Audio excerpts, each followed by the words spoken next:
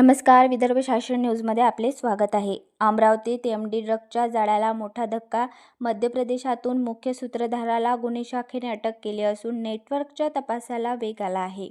अमरावती जिल्ह्यात आज मुसळधार पावसाचा इशारा. विदर्भात पावसाची तीव्रता वाढण्याची शक्यता असल्याने नागरिक व शेतकऱ्यांना सतर्क राहण्याचे आवाहन. अमरावतीच्या दर्यापूरमध्ये 65 लाख रुपयांच्या सशस्त्र दरोड्याने खळबळ. ज्वेलर्सवरील दरोडेप्रकरणी 7 दिवसांनी पोलिसांच्या हाती एक आरोपी लागला. अमरावती जिल्ह्यातील भातकुली परिसरात 2 कारची समोरासमोर भीषण धडक.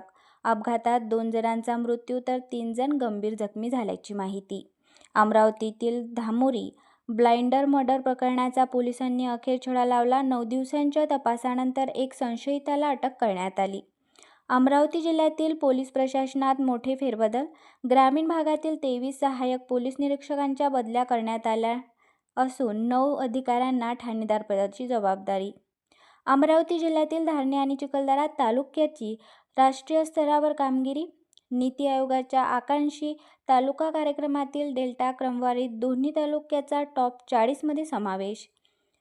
अमरावती जिल्ह्यातील साखर व्यापाऱ्यांवर केंद्राचा स्टॉक लिमिटचा अंकुश. बाजारातील दर नियंत्रणासाठी व्यापाऱ्यांना 4000 क्विंटल साठ्याची मर्यादा लागू. अमरावती कारागृहातील कैद्यांसाठी शिक्षणाची नवी वाट.